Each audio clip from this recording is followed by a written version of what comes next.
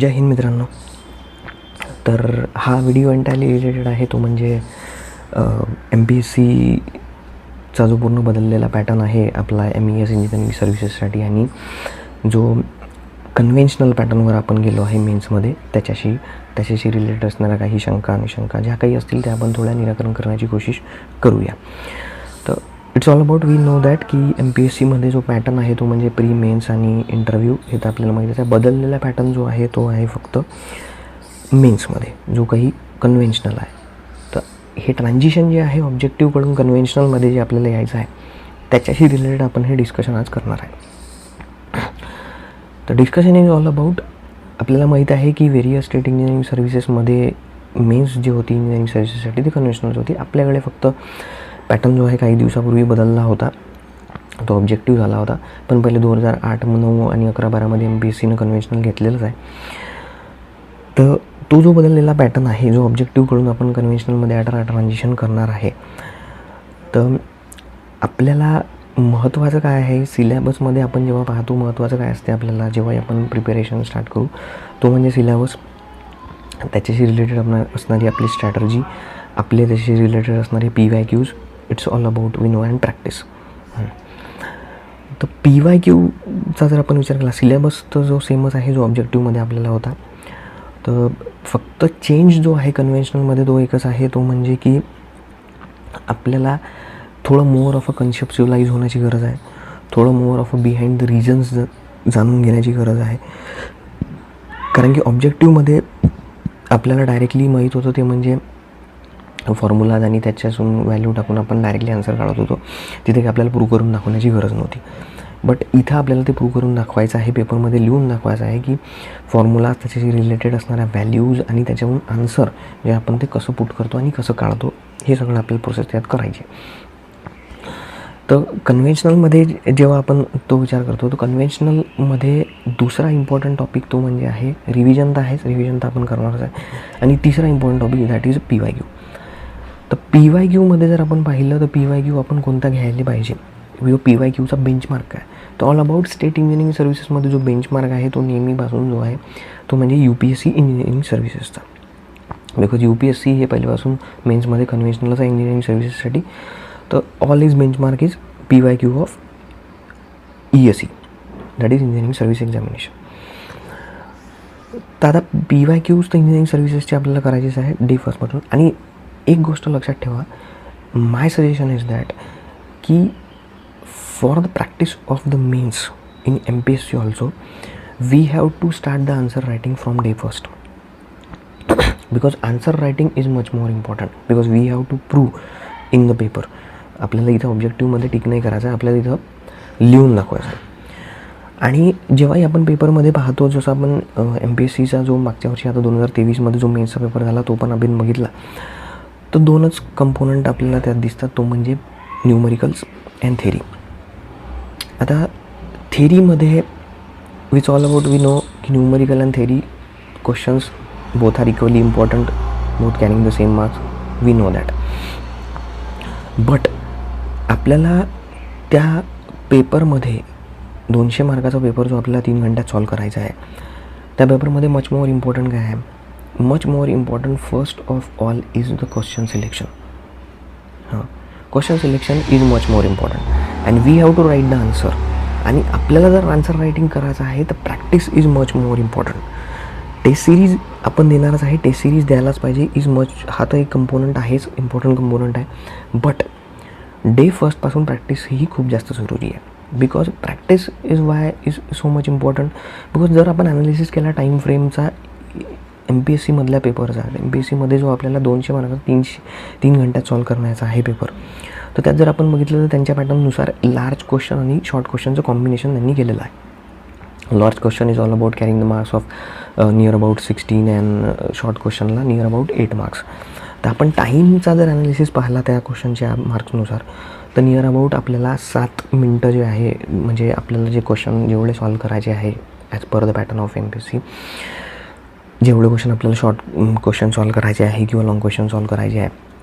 आता एक main question राहते आपल्याला माहीतच आहे, त्याच्यातच हे शॉर्ट क्वेश्चन लॉंग क्वेश्चनचं कॉम्बिनेशन आहे. तर तो जर आपण ॲनालिसिस बघितला तर नियर अबाउट 7 मिनटाच्या आसपास आपल्याला शॉर्ट क्वेश्चनसाठी भेटते आणि 14 मिनटाच्या आसपास जो आहे तो लॉंग क्वेश्चनसाठी भेटते. तर मग त्या 7 मिनटात किंवा त्या 14 मिनटात आपल्याला त्या क्वेश्चनचं रीडिंग पण करायचं आहे. इट्स ऑल अबाउट आपल्याला त्या क्वेश्चनचं माइंड मॅपिंग पण करायचं आहे आणि आपल्याला त्या क्वेश्चनला ॲक्च्युअली पेपरमध्ये लिहून पण दाखवायचं आहे. तर हे माइंड मॅपिंग आणि क्वेश्चनला लिहिणं हे कसं काय आपण त्या 7 मिनटात किंवा 14 मिनटात बसवणार आहे, तर याचं उत्तर आहे फक्त ते म्हणजे प्रॅक्टिस. बिकॉज प्रॅक्टिसवरून आपल्याला हे समजेल की त्या क्वेश्चनमध्ये किंवा नवीन क्वेश्चन येण्याचे चान्सेस काय आहे. बट जेवढी जास्त प्रॅक्टिस तुम्ही कराल, जेवढी जास्त आपली प्रॅक्टिस राहील, तेवढं जास्त क्वेश्चनमध्ये कन्फ्युजन होण्याची किंवा क्वेश्चनमध्ये आपल्याला पेपरमध्ये ॲक्च्युअली कन्फ्युजन टाळण्याची पॉसिबिलिटी जी आहे ते खूप जास्त आहे. माइंड मॅपिंग जे आहे ते आपण खूप फास्टली करू शकू. Because mind mapping is much more important. Because माइंडमध्ये त्या क्वेश्चनचा आन्सर आपण जर रेडीने करू शकलो तर आपण त्या क्वेश्चनला लिहू नाही शकणार. आणि सिलेक्शन आता राहिलं की क्वेश्चनचे माइंड मॅपिंग करून आपल्याला लिहायचं आहे, तर त्याचं उत्तर आहे ते म्हणजे प्रॅक्टिस. मग आता क्वेश्चनला पेपरला सॉल्व करण्याचा इम्पॉर्टंट एक आस्पेक्ट तो आहे तो म्हणजे question selection. Question selection is much more important. आपण जर एक सिनॅरिओ बघितला तर थेरी क्वेश्चन्समध्ये आपल्या सगळ्यांना एक माहीत आहे की थेरी क्वेश्चन्समध्ये थोडे रिप्रेझेंटेशन आणि तुमच्या रायटिंग स्किल हे थोडं जास्त इम्पॉर्टन्स करते आणि त्याच्यानुसार मार्काचं ॲनालिसिस जे आहे ॲज पर एक्झामिनेशन केलं जाते. थेरी क्वेश्चनमध्ये थोडे मार्क जे आहे ते कमी जास्त भेटण्याचे चान्सेस खूप जास्त आहे. But as per the numerical व्हायला आपण द आन्सर जर आपल्या बरोबर असेल, आपल्या स्टेप्स बरोबर असून, we have done the formula in a right way, steps पूर्ण तर आपण फॉलो केल्या, तर आपण त्या क्वेश्चनमध्ये पूर्णपैकी पूर्ण मार्क घेण्याचे चान्सेस जे आहे ते 95% आहे. वेल नोन आहे. थोडाफार एक्झामिनरच्या पॉईंट ऑफ व्ह्यूनं कमी जास्त एखादा मार्क होऊ शकते. बट जर आन्सर बरोबर आहे, आपले स्टेप्स बरोबर आहे, तर आपल्याला पूर्णपैकी पूर्ण मार्क भेटण्याचे चान्सेस खूप जास्त आहे. तर if we take this scenario in mind जर घेतला आपण, तर क्वेश्चन सिलेक्शनमध्ये माझ्या मतानुसार तर क्वेश्चन सिलेक्शन असं असायला पाहिजे की जास्तीत जास्त न्यूमरिकल आपण त्यात इन्वॉल्व असेल असेच क्वेश्चन घेतले पाहिजे. तर न्यूमरिकलमध्ये कमांड कशी बसेल? न्यूमरिकलमध्ये कमांड बसवण्यासाठी एकच उत्तर आहे, ते म्हणजे प्रॅक्टिस द PYQs. आणि हो, सर्वात जास्त इम्पॉर्टंट म्हणजे PYQवर जास्त फोकस करा. क्वेश्चन्स तर खूप सगळे आहे, but is all about knowing की PYQ म्हणजे प्रिव्हियस इयर क्वेश्चन्स कोणत्याही स्टेट सर्व्हिसेसमध्ये आलेले, इंजिनिअरिंग सर्व्हिसेसमध्ये आलेले असो, SSC JEEमध्ये असो, all about these are the benchmarks for our conventional practice.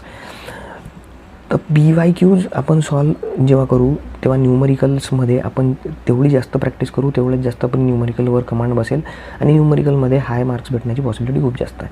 तर सिलेक्शन असंच असलं पाहिजे की numerical involving more and theory questions involving less. But काही नाही चाललं तर वेगळी गोष्ट आहे की आपण थेरी क्वेश्चन्समध्ये जाऊ आणि त्याच्यातही सिलेक्शन करताना जर 3 क्वेश्चन्सचा एक मेन क्वेश्चन बनला आहे तर आपल्याला त्यातले 2 क्वेश्चन ॲटलिस्ट परफेक्ट येत असले पाहिजे. तिसरा क्वेश्चन जो आहे तो ठीक आहे, थोडाफार आपल्याला कमी जास्त येत असेल तर इतका काही विषय नाही, बट म्हणजे सेफ साईड 2 क्वेश्चन आपल्याला परफेक्टली आलेच असले पाहिजे. 3 क्वेश्चन जर येत असेल तर वेल अँड गुड, हे तर खूप चांगली गोष्ट आहे. तुमच्या प्रॅक्टिसवर आणि तुमच्या त्या अभ्यासावर ते डिपेंड करते. तर हे आस्पेक्ट जे आहे ते आपण आन्सर रायटिंगमध्ये खूप जास्त लक्षात ठेवणं जरुरी आहे. Practice is much more important. Focus on the numericals, theory also. थेरीवर तर आपल्याला फोकस ठेवायचं आहे, बट न्यूमरिकलवर थोडा फोकस आपण जास्त जर ठेवला तर आपल्याला मार्क्समध्ये एक ग्रेस जो आहे तो भेटण्यासाठी चांगलं होईल. तर कन्व्हेन्शनलमध्ये आपल्याला या गोष्टींचा विचार करणं खूप जास्त जरुरी आहे जर आपण ऑब्जेक्टिव्ह म्हणून शिफ्ट करतो. बिकॉज फॉर्म्युला जो आहे तो आपण ऑब्जेक्टिव्हमध्ये जो पाहत होतो तो आपण फक्त फॉर्म्युला एक. आणि हो, दुसरी एक गोष्ट म्हणजे फॉर्म्युला आपण रटणं हे not the solution for that. जेवढी जास्त आपण प्रॅक्टिस करू, जेवढी जास्त त्या फॉर्म्युलाचे अप्लिकेशन करू. बिकॉज इम्पेरिकल फॉर्म्युलामध्ये काय होते की इम्पेरिकल फॉर्म्युलामध्ये आपल्याला आन्सर रायटिंग जर करायची आहे तर वी हॅव टू नो की आपल्याला इम्पेरिकल फॉर्म्युला लक्षात ठेवणं की व्हॅल्यूज सेंटीमीटरमध्ये पुट करायचं आहे, मीटरमध्ये पुट करायचं आहे, न्यूटनमध्ये पुट करायचं आहे की किलोमीटरमध्ये पुट करायचं आहे. आणि हे कधी समजेल आपल्याला? जेवढी जास्त आपण प्रॅक्टिस करू, जेवढे जास्त त्याचे अप्लिकेशन्स करू, तेवढं जास्त आपल्याला समजेल. बिकॉज टेस्ट सिरीज खूप साऱ्या मुलांचा हा क्वेश्चन असते की टेस्ट सिरीज फक्त द्यायला पाहिजे काय, त्याच्यातूनच प्रॅक्टिस होऊन जाईल. नाही, कन्व्हेन्शनलचा जर आपण विचार केला तर टेस्ट सिरीजच्या पहिले आपली whole of the soul practice होणं खूप जास्त जरुरी आहे. Because test series is all about evaluating yourself. की तुम्ही जो अभ्यास केला आहे, तुम्ही जो प्रॅक्टिस केली आहे ते खरंच बरोबर चालू आहे का नाही चालू आहे. नाही चालू असेल तर तुम्ही त्याच्यात थोडं तुमच्या चुका जाणून जे आहे त्यात अपग्रेडेशन करू शकता. But focus on that practice. And at least पहिले तुम्ही जर काही आपल्या इंजिनिअरिंग MPSCमध्ये आपण पेपर देतो तर at least my suggestion is that की ॲटलिस्ट 10 वर्षाचे तरी तुम्ही UPSC इंजिनिअरिंग सर्व्हिसेसचे पेपर तयार करूनच घ्या. हां, आणि एक वेळा नाही, तुम्ही एक वेळा ते क्वेश्चन्स ट्राय करून घेतले, क्वेश्चन्सची भूक असण्याची पॉसिबिलिटी ठेवा. क्वेश्चन्सची असं वाटलं पाहिजे की क्वेश्चन्स मोर अँड मोर आपण केले पाहिजे. मोर अँड मोर क्वेश्चन्स तेवढे करा आणि तेवढे जास्त, म्हणजे तिथं लेस पेन आणि मोर गेनची जी आपली स्ट्रॅटर्जी आहे ते फॉलो जर करायची असेल तर all we note about applying PYQs, applying your knowledge, applying applications of that knowledge is much more important. So मला असं वाटतं की मी खूप सगळे तर नाही म्हणता येईल, बट थोडेफार डाऊट्स तुमचे क्लिअर केले असाल. तर कन्व्हेन्शनल इज ऑल अबाउट, आणि आपल्याला आता कन्व्हेन्शनलमध्येच शिफ्ट व्हायचं आहे. ठीक आहे, थँक्यू मित्रांनो, बेस्ट ऑफ